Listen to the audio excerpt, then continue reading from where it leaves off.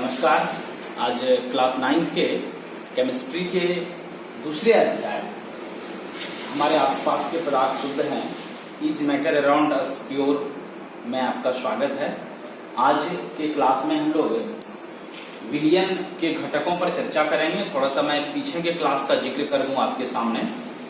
पिछले क्लास में हमने पढ़ा था कि विलयन जो होता है वह किस तरह का पदार्थ होता है। तो आपने देखा था विलयन एक तरह का समांगी मिश्रण होता है, होमोजीनियस मिक्सचर होता है। लेकिन वहां आपने यह भी देखा था कि विलयन में जो घटक होते हैं, जो कंपोनेंट होते हैं, अवयव होते हैं, घटक या कंपोनेंट का यहाँ मतलब यह है कि विलयन किन किन पदार्थों से बना होता है। तो जैसा कि हम लोग पिछले क्लास में देखे थे चीनी और पानी का विलयन, तो वहां आपने देखा था कि पानी में आसानी से चीनी घुल जाती है। तो इसका मतलब पानी में घुलाने की क्षमता है। तो पानी विलायक हो गया था, हम लोगों का घोलक हो गया था, सॉल्वेंट हो गया था। जबकि चीनी जो है वह पानी जैसे विलायक में सुगमता पूर्वक सरलता से घुल जाती है, इसलिए चीनी जो है वह विलय या घुल्य सॉल्यूट हो गया था। इस तरह से हम लोग साधारण रूप से तो यह पहचान सकते हैं कि जैसे चूना को आप पानी में घुला देते हैं तो पानी घोलता है और चूना घुलता है। जो पदार्थ घोलता है उसको घोलक या विलायक कहते हैं, और जो पदार्थ घुल जाता है आसानी से उसको घुल्ली या विलय सॉल्यूट कहते हैं। यहां तक तो बात क्लियर हो जाती है। अब सोचिए एक ऐसा उदाहरण आपके पास आ जाए कि एक दूध बेचने वाला आदमी अपने बर्तन में 5 लीटर दूध लेकर आता है और रास्ते में कहीं चापाकल पर जाकर के उस 5 लीटर दूध में वह 2 लीटर पानी मिला देता है। अब सोचिए 5 लीटर दूध था उसके बर्तन में, उसमें 2 लीटर पानी मिला देता है। अब जो दूध हुआ उसके पास या जो मिश्रण प्राप्त हुआ, विज्ञान की भाषा में कहें जो मिश्रण प्राप्त हुआ, उसकी जो धारिता है, उसकी जो मात्रा है वो 7 लीटर हो गई।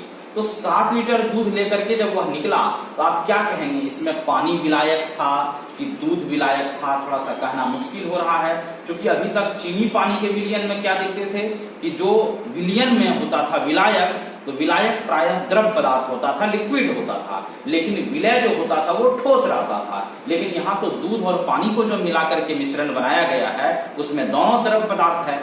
तो इस तरह के विलयन का जब उदाहरण हमारे पास आता है तो हम लोग थोड़ा सा कंफ्यूज हो जाते हैं ये डिसीजन करने में कि कौन सा पदार्थ विलायक या घोलक है और कौन सा पदार्थ घुल्ली या विलय है। तो इसको क्लियर करने के लिए आज हम लोग दूसरे तरीके से विलायक और विलय को परिभाषित करने जा रहे हैं। हेडिंग देखिए, आज हम लोग शुरू किए हैं कि विलयन में उपस्थित घटकों को। घटक का मतलब विलयन जिस चीज से बना हुआ है। तो आपने पिछले क्लास में ही क्लियर पढ़ लिया था कि विलयन 2 तरह के घटकों से बनता है। एक विलायक या घोलक सॉल्वेंट होता है और दूसरा विलय या घुल्य सॉल्यूट होता है। तो विलयन में उपस्थित घटकों मतलब वही विलायक और विलय के आधार को मात्रा के आधार पर निम्न प्रकार से परिभाषित किया जा सकता है। मतलब विलयन में जो विलायक और विलय है या घोलक या घुल्य है उसको मात्रा के आधार पर, क्वांटिटी के आधार पर कैसे परिभाषित करेंगे, ये दोनों की परिभाषा देखते हैं। विलायक को लिखा गया है किसी विलयन में जो घटक या अवयव अधिक मात्रा में उपस्थित रहता है उसे विलायक या घोलक कहते हैं।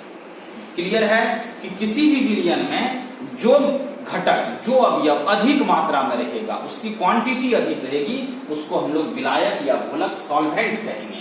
और फिर विलय या घुल्य 2 नंबर में यहाँ लिखा गया है किसी विलयन में जो घटक या अवयव कम मात्रा में उपस्थित रहता है उसे विलय या घुल्य कहते हैं। तो ये क्लियर हो गया मात्रा के आधार पर कि अब किसी विलयन में जो घटक, जो अवयव अधिक मात्रा में रहेगा उसको विलायक या घोलक सॉल्वेंट कहेंगे, और उसी विलयन में जो अवयव, जो घटक कम मात्रा में रहेगा उसको घुल्य या विलय कहेंगे, सॉल्यूट कहेंगे। तो अभी जो हम लोग उदाहरण ले रहे थे दूध और पानी के मिश्रण की, कि दूध अगर 5 लीटर है और उसमें कोई दूध बेचने वाला 2 लीटर पानी मिलाता है, तो अब तो आप समझ गए होंगे कि दूध का जो आयतन है, दूध की जो मात्रा है वो अधिक है, क्योंकि 5 लीटर दूध है और पानी उसमें 2 लीटर है, इसलिए दूध जो है वह विलायक हो गया और पानी जो है वह विलय या घुल्य हो गया। अब इसको आप दूसरे तरीके से भी सोच सकते हैं। सोचिए कि 2 लीटर दूध में 3 लीटर पानी मिला देता है, तो 2 लीटर दूध और 3 लीटर अगर पानी मिल जाता है तो चूंकि पानी की मात्रा बढ़ गई इसलिए पानी यहाँ विलायक हो जाता है और दूध जो है वह विलय हो जाता है। इस तरह से हम लोग विलायक और विलय को या कह सकते हैं सॉल्यूट और सॉल्वेंट को उसके मात्रा के आधार पर, क्वांटिटी के आधार पर भी परिभाषित कर सकते हैं। और अब बात आप समझ गए होंगे कि किसी भी विलयन में जिस घटक, जिस अवयव की मात्रा अधिक होगी वह विलायक होगा और जिस अवयव की मात्रा या क्वांटिटी कम होगी वह विलय या घुल्य होगा। आइए इसी से जुड़ा हुआ कुछ बहुत ही इंटरेस्टेड और महत्वपूर्ण उदाहरण जिससे आज हम लोग परिचय लेते हैं। तो विलयन के कुछ महत्वपूर्ण उदाहरण, यहाँ हेडिंग देखिए, विलयन के कुछ महत्वपूर्ण उदाहरण हैं जिसको हम लोग जानने का प्रयास करेंगे। जैसे कि यहाँ चीनी और पानी का विलयन है, जो शरबत आप बना करके पीते हैं वह भी एक तरह का विलयन है, चीनी और पानी का विलयन। उसमें पानी क्या है, विलायक है, क्योंकि पानी द्रव पदार्थ है, उसमें चीनी को घोलने की क्षमता है, तो पानी विलायक या घोलक हो गया। और चीनी चूंकि आसानी से उस पानी में घुल जाती है इसलिए यह चीनी जो है यह विलय या घुल्य हो गया। दूसरा उदाहरण ये टिंक्चर आयोडीन है। टिंक्चर आयोडीन क्या होता है, कभी हाथ पैर में कहीं कटफट हो जाता है, आप पट्टी करवाने हॉस्पिटल या डॉक्टर के पास गए होंगे, एक विशेष तरह का वो केमिकल लिक्विड डालते हैं, तो वो पट्टी करते समय तो आप देखे होंगे वो गाढ़ा रंग का, वो भूरा कलर का, बहुत गहरे रंग का, काले रंग का द्रव रहता है, वही टिंक्चर आयोडीन है। और दरअसल वो एल्कोहल और आयोडीन के मिश्रण से प्राप्त होता है। एल्कोहल और आयोडीन को जब मिलाते हैं तब जाकर के हम लोगों को टिंक्चर आयोडीन प्राप्त होता है। क्योंकि उस मिश्रण में टिंक्चर आयोडीन का जो विलयन है उसमें एल्कोहल की मात्रा अधिक रहती है और आयोडीन की मात्रा कम रहती है, इसलिए एल्कोहल भी द्रव पदार्थ है, लिक्विड है, और आयोडीन भी लिक्विड है, लेकिन एल्कोहल की मात्रा अधिक है इसलिए एल्कोहल उस टिंक्चर आयोडीन में विलायक या घोलक हो गया और आयोडीन उसमें विलय या घुल्य हो गया। एक तीसरा उदाहरण जो बड़ा ही रोचक है, इंटरेस्टेड है, अभी कोविड-19 या कोरोना वायरस के चलते काफी प्रचलित एक पदार्थ है जिसका उपयोग हम लोग करते हैं, आपने नाम भी सुना होगा, सैनिटाइजर। सैनिटाइजर का मतलब हो गया कि जो वायरस है, जो कीटाणु है, रोगाणु है, उसको नष्ट करने का एक केमिकल जो विज्ञान के द्वारा तैयार किया गया है, उसी को सैनिटाइजर कहते हैं। इस सैनिटाइजर में देखिए ये जो एल्कोहल होता है, आपने सुना होगा जो WHO है, वर्ल्ड हेल्थ ऑर्गेनाइजेशन, विश्व स्वास्थ्य संगठन, उन्होंने जो एक अपना पैमाना तैयार किया है, तो उसी आप सैनिटाइजर का प्रयोग कीजिए जिसमें अल्कोहल की मात्रा कम से कम 60% हो, 60% हो या उससे अधिक हो, उसको प्रयोग कीजिए। उसमें अल्कोहल ही रहता है मैक्सिमम 60, 70, 80, 90% तक अल्कोहल होता है और साथ में उसमें हाइड्रोजन परऑक्साइड, H2O2, ग्लिसरॉल और पानी, शुद्ध जल भी मिला रहता है बाकी। तो इस तरह से ये सैनिटाइजर भी एक तरह का जो है वह क्या है, विलयन है, जिसमें एल्कोहल सबसे ज्यादा रहता है, इसलिए एल्कोहल उसका विलायक हो गया और जो H2O2 हाइड्रोजन परऑक्साइड हो गया इसका नाम, ग्लिसरॉल, और ये जल वो विलय या घुल हो गया, ये सब उस एल्कोहल में घुला रहता है। अभी मैं आपको सैनिटाइजर दिखा दूंगा लास्ट में, वीडियो के लास्ट में। पहले और थोड़ा सा इसको देख लेते हैं। जो वातयुक्त पेय है, गर्मियों में आप Coca Cola, Pepsi, Thums Up, Sprite जो कोल्ड ड्रिंक्स पीते होंगे वही है वातयुक्त पेय। वात का मतलब है वायु, गैस, युक्त मतलब मिला हुआ, ऐसा पेय पदार्थ है, इस तरह का पीने वाला पदार्थ है जिसमें कोई गैस मिली रहती है। तो आखिर उसमें कौन सी गैस मिली रहती है, आपने जब उस कोल्ड ड्रिंक्स के बोतल के ढक्कन को खोला होगा तो देखे होंगे उससे गैस निकलती है और उसमें गैस रहती है कार्बन डाइऑक्साइड गैस। तो दरअसल ये जो वातयुक्त पेय है, कोल्ड ड्रिंक्स है, यह भी एक तरह का विलयन है। उसमें जल जो है वो विलायक है क्योंकि सबसे ज्यादा मात्रा में उसमें जल होता है। जितना आप 2 लीटर का बोतल लाते हैं खरीद के तो पूरा उसमें 2 लीटर लगभग जल है, थोड़ी बहुत उसमें कार्बन डाइऑक्साइड गैस और चीनी मिलाई जाती है, घुलाई जाती है। तो ये कार्बन डाइऑक्साइड गैस जो है वो विलय या घुल्य हो गया क्योंकि उसकी मात्रा बहुत कम रहती है और जल की मात्रा अधिक रहती है, इसलिए जल जो है उस वातयुक्त पेय या उस कोल्ड ड्रिंक्स का विलायक या घोलक हो गया। और अंत में वायु, एक बड़ा अच्छा उदाहरण है वायु। आप कहेंगे यहाँ तो कोई द्रव पदार्थ नहीं है, तो वायु भी एक विलयन है। यह गैस में गैस का बना हुआ विलयन है, गैस में गैस का बना हुआ विलयन है।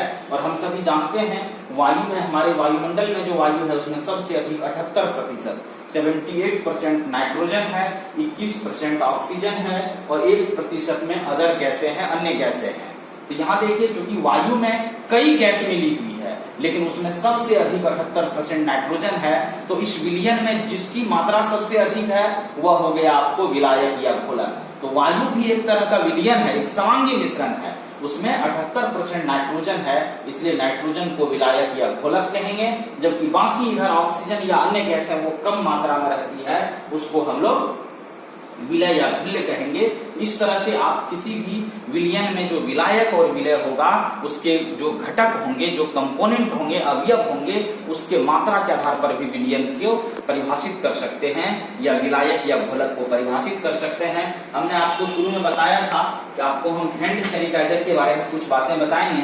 ये सैनिटाइजर आजकल आप लोग भी बहुत लोग प्रयोग करते होंगे।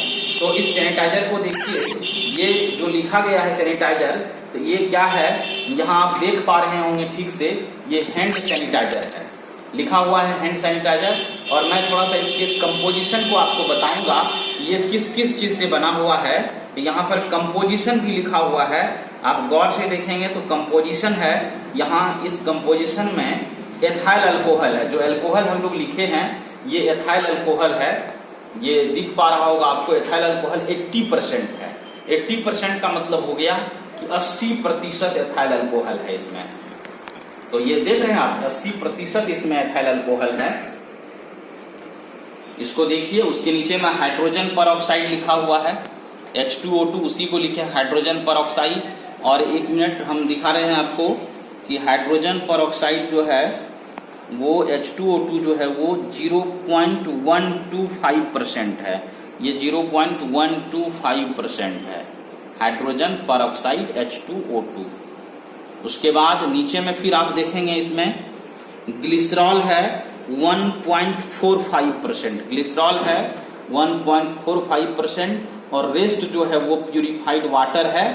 प्यूरिफाइड वाटर का मतलब आप समझ रहे हैं, वो शुद्ध किया गया जल है, बाकी जल है इसमें। तो सबसे ज्यादा ये जो हैंड सैनिटाइजर हम लोग उपयोग करते हैं, इसमें सबसे ज्यादा 80% तक इसमें एल्कोहल मिला हुआ है, एथेनॉल मिला हुआ है। इस तरह से हम लोग देखते हैं ये जो हैंड सैनिटाइजर अभी चारों तरफ लोग मतलब कीटाणु रहित करने में, विषाणु को मारने में, वायरस को मारने में उपयोग करते हैं, यह भी एक तरह का विलयन है। लेकिन इस विलयन में क्या है, एल्कोहल जो है वो सबसे अधिक 80% है, इसलिए एल्कोहल विलायक या घोलक है। और उसमें जो H2O2 हाइड्रोजन परऑक्साइड है, ग्लिसरॉल है, जल है मिला हुआ, ये सब कम मात्रा में है, इसलिए ये विलय या घुल हो गया। इस तरह से आप सरल उदाहरण से, अब कई उदाहरणों के द्वारा समझ सकते हैं कि जो हम लोग और सब चीज, जैसे बहुत लोग क्या करते हैं कि दूध और पानी को मिलाकर पीते हैं। कुछ लोगों को सीधा सीधी दूध पचाने में, डाइजेस्ट करने में दिक्कत होता है, तो डॉक्टर कहते हैं थोड़ा सा पानी मिला के पीजिएगा। तो 1 गिलास दूध में आधा गिलास पानी मिला दिया,